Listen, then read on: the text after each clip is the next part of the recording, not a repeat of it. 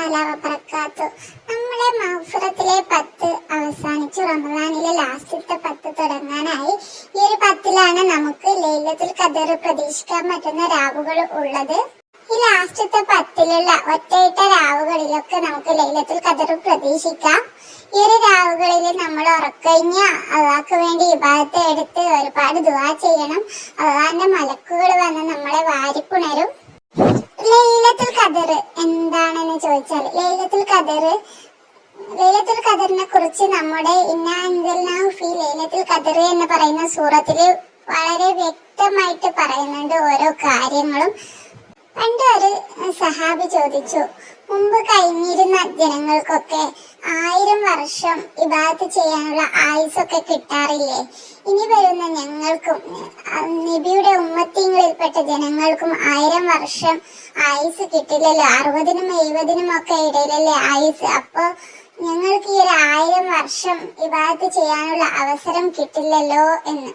അപ്പൊ നമ്മുടെ മുത്തുനബി സല്ലല്ലാഹു അലൈഹി വസല്ലമ പറഞ്ഞ മറുപടി എന്തെന്ന് അറിയോ? നമ്മുടെ ഉമ്മത്തിങ്ങൾക്ക് അള്ളാഹു ഒരു പ്രത്യേക രാവ് തന്നിട്ടുണ്ട്. ആ ഒരു രാവിലെ നമ്മൾ ഉറക്കഴിഞ്ഞ് അള്ളാഹ്ക്ക് വേണ്ടി ഇബാദത്ത് എടുത്താൽ, ആ ഒരു രാവിനെ നമ്മൾ നഷ്ടപ്പെടുത്താതെ ഇബാദത്ത് എടുത്താൽ 1000 മാസം 1000 വർഷം ഇബാദത്ത് എടുത്ത കൂലി നമുക്ക് ആ ഒരു ഒറ്റ രാവിലെ നമ്മുടെ ഉമ്മത്തിങ്ങൾക്ക് കിട്ടും. അതാണ് അള്ളാഹു നമുക്ക് തന്ന പ്രത്യേകത എന്ന്.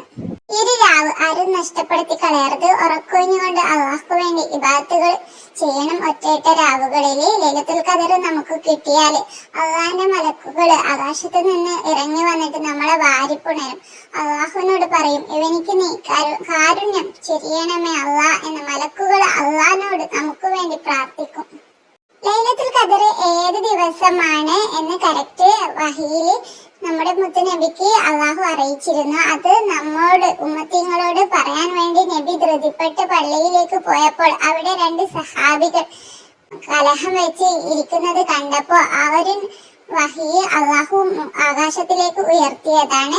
അപ്പൊ നബി സല്ലല്ലാഹു അലൈഹി വസല്ലമ പറഞ്ഞു, ഈ ഒരു ലാസ്റ്റ് 10 ഒറ്റയിട്ട ദിവസങ്ങളിൽ നിങ്ങൾ ലൈലത്തുൽ ഖദർ പ്രതീക്ഷിക്കണം. ഞാനത് പറയാൻ വേണ്ടി വന്നതായിരുന്നു. അത് അള്ളാഹു ഉയർത്തി കഴിഞ്ഞു.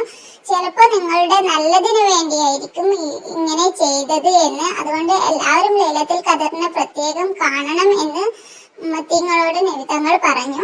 മുത്തുനബി സല്ലല്ലാഹു അലൈഹി വസല്ലമ ലൈലത്തുൽ ഖദറിന്റെ ആ ഒരു രാവിലെ ധാരാളം അധികരിപ്പിച്ച ഒരു ദുആയുണ്ട്. ആ ഒരു ദുആ നമ്മളും അധികരിപ്പിക്കുക. ആ ദുആയാണ് അല്ലാഹുമ്മ ഇന്നക അഫുവുൻ തുഹിബ്ബുൽ അഫ്വ ഫഅഫു അന്നി. ഈ ഒരു ദുആ നമ്മൾ ധാരാളം അധികരിപ്പിക്കുക ലൈലത്തുൽ ഖദർ പ്രതീക്ഷിക്കുന്ന രാവുകളിൽ.